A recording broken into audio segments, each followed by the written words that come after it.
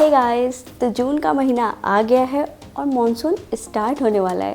तो क्यों ना हम भी अपने टेरेस या बालकनी को मॉनसून के लिए रेडी कर ले। मॉनसून वो सीज़न होता है जो फार्मर्स के लिए और हमारे जैसे अर्बन फार्मर्स के लिए एक बहुत ही इम्पॉर्टेंट महीना होता है। क्योंकि इसमें हमें बहुत ज़्यादा मेहनत नहीं करनी पड़ती और हमारे वेजिटेबल्स बहुत अच्छे से ग्रो कर। हम सब अपने प्रोफेशनल लाइफ में बहुत बिजी होते हैं। फ्रेश वेजिटेबल्स खाना किसे नहीं पसंद है, लेकिन उसे उगाना हर मौसम में इतना आसान नहीं होता जितना मॉनसून में होता है। तो आज हम बात करेंगे उन वेजीज़ के बारे में जिसे इस सीज़न में सो कर देना चाहिए। इस वीडियो को लास्ट तक ज़रूर देखना, क्योंकि मैं आपको बताने वाली हूँ अमेजिंग टिप्स एंड ट्रिक्स जिससे आप अपने ऑर्गेनिक गार्डनिंग को नेक्स्ट लेवल पे ले जा सकते। तो सबसे पहले हम बात करेंगे परफेक्ट सॉइल मिक्स का। मैंने यहाँ पे अपने सॉइल मिक्स बना लिया है। मैं आज यहाँ पे 7 ऐसे वेजीज सो कर जो मानसून में काफ़ी अच्छा ग्रो कर जाते हैं और इसे आप अलग अलग महीनों में हार्वेस्ट कर सकते हैं। मैंने यहाँ पे सीड ट्रे ले लिया है। इस पे 7 रो एंड 7 कॉलम है। आप इसमें से कुछ वेजीज डायरेक्टली भी सो कर सकते हो, बट अपने ईज़ के लिए, क्योंकि हम अर्बन गार्डनिंग कर रहे हैं, मैं टेरेस पे ही गार्डन करती हूँ, तो पहले सीड ट्रे में सो करना ज़्यादा आसान लगता है। मैंने 7x7 सीड ट्रे में सॉइल मिक्स को पूरी तरीके से फिल कर लिया। इसमें जो सबसे पहला वेजीज आता है वो है लौकी, जिसे हम बॉटल गार्ड भी कहते हैं। जून का महीना ऑलमोस्ट मॉनसून का स्टार्ट होता है, जिसमें थोड़ी गर्मी भी होती है लेकिन मॉइस्चर बहुत ज़्यादा होता है। तो बॉटल गार्ड यानी लौकी के लिए ये वेदर बिल्कुल परफेक्ट होता है जर्मिनेट करने के लिए। मैंने इस बॉटल गार्ड के सीड को रात भर पानी में सोक कर दिया है। कुछ सीड्स ऐसे होते हैं जो रात में पानी में सोक करने के बाद सोक करने पे जल्दी जर्मिनेट करते हैं। बॉटल गार्ड उसमें से एक। मेक श्योर कि आपकी सीड ऊपर ना दिखे, ऊपर से पूरा सॉइल और कोको कॉयर इसे कवर कर ले। अगर आप बॉटल गार्ड को जून में सो कर रहे हो तो आप लगभग सितंबर अक्टूबर तक हार्वेस्ट कर सकते हो। हमारा सेकंड वेजीज इस लिस्ट में आता है ड्रम स्टिक, जो कि मैं बैंगलोर में रहती हूँ तो इसका बहुत यूज़ है सांभर बनाने और अलग मिक्स वेजीज में डालने के लिए। तो ये एक इम्पॉर्टेंट प्लांट रखता है मेरे लिए सो करने के लिए। ड्रम स्टिक थोड़ा डिफरेंट प्लांट होता है। ये सो करने के बाद काफ़ी टाइम लेता है टिल द पॉट्स क्रिएट होने में।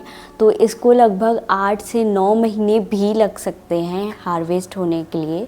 तो अगर आप जून के महीने में इसे सो कर रहे हो, आप लगभग मार्च अप्रैल में ही इसे हार्वेस्ट कर पाओगे। इसीलिए एज सुन एज पॉसिबल इसे सो कर देना चाहिए। और मॉनसून इसका बेस्ट टाइम होता है, क्योंकि बारिश के टाइम पे मिट्टियों में एक नमी बनी रहती है जिससे कि सीड जर्मिनेशन कभी भी फेल नहीं होता, हमेशा पास होता है। तो थर्ड हमारी लिस्ट में आता है भिंडी, जो कि मेरा पर्सनल फेवरेट है, जिसको हम ओकरा भी बोलते हैं। भिंडी के लिए भी ये कि आप इसे रात भर पानी में सोक करके रखो, उसके बाद सो करो तो जर्मिनेशन के चांसेस बढ़ जाते हैं। तो मैंने इसको ऑलरेडी रात में सोक करके रख दिया था। तो इसके सीड्स काफ़ी छोटे हैं, तो मुझे पता नहीं ऐसा क्यों लगा कि एक ब्लॉक में मैं 2 सीड्स डालती हूँ तो चांसेस बढ़ जाएंगे। और क्योंकि भिंडी मेरा फेवरेट भी है, तो मैं कोई चांस नहीं लेना चाहती कि ये ग्रो ना हो और इसका जर्मिनेशन किसी भी रीज़न से फेल हो जाए। भिंडी को भी इस वेदर का वार्मथ और मॉइस्चर बहुत ज़्यादा पसंद है, तो इस मौसम में काफ़ी थ्राइव करता है ये। लेकिन मज़े की बात सबसे भिंडी के बारे में ये है कि आप इसे बस 45 या 50 डेज़ में ही हार्वेस्ट कर सकते हो। और जैसे कि आप अभी जून में इसे सो करते हो, तो जुलाई के लास्ट या अगस्त के स्टार्टिंग में आप इसे अगस्त मिड तक आप इसे हार्वेस्ट कर सकते हो।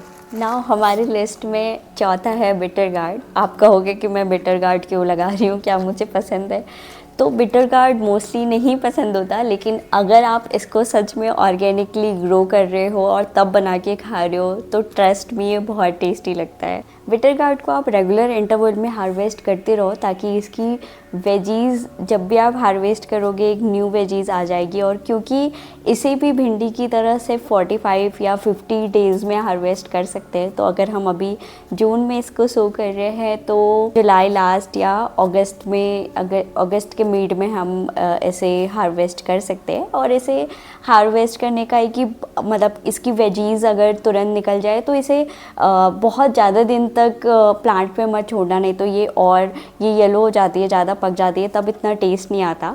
जब इसकी साइज़ ऑलमोस्ट 6 to 7 इंच रहे तभी हमें इसे हार्वेस्ट कर लेना चाहिए। नेक्स्ट लिस्ट में आता है बॉटल गार्ड ग्राउंड, जो कि इसको भी मैंने रात में ही सोक कर लिया है। मतलब आप इसे डायरेक्टली भी लगा सकते हो, बट रात में सोक करोगे तो ये इसके जर्मिनेशंस के चांसेस बढ़ जाते हैं।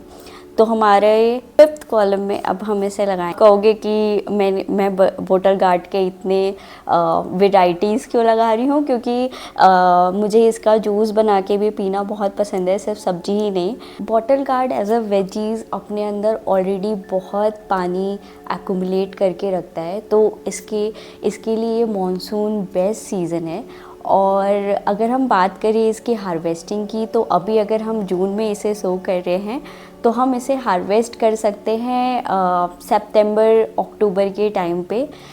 तो आप ये देख रहे हो कि अगर आप जून के महीने में कई सारा वेजीज़ ग्रो कर रहे हो तो through out all the month आप कुछ ना कुछ हार्वेस्ट करते रहोगे। तो this is the best part कि आप मानसून में इतने वेराइटीज़ ऑफ वेजीज़ को सो कर सकते हो। नाउ हमारे नेक्स्ट लिस्ट में है ब्रिंजल।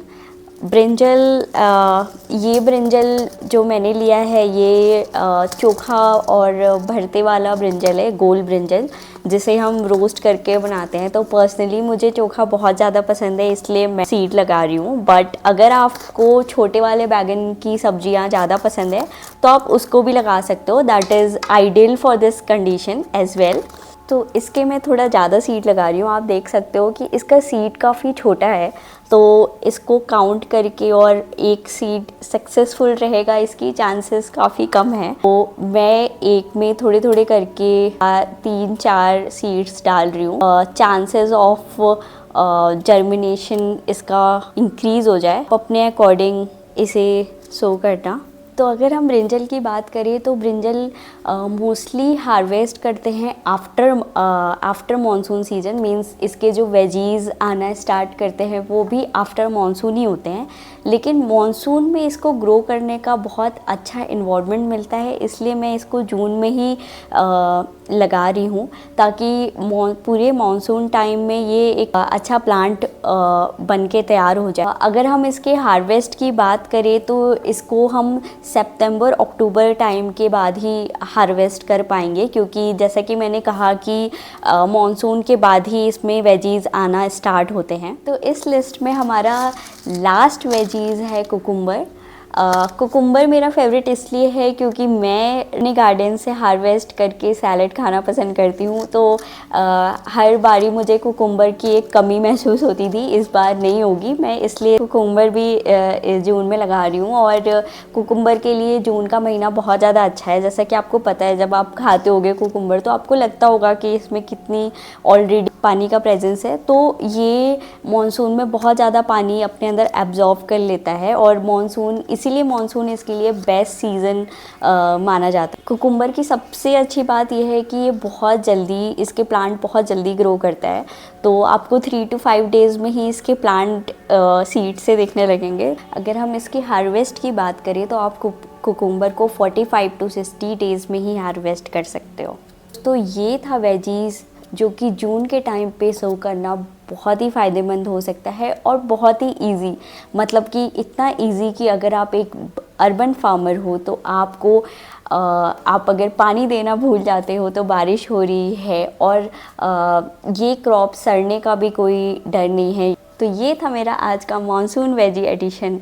तो आप बताओ, आप इसमें से कौन सी वेजीज़ अपने गार्डन में लगा रहे हो और क्यों?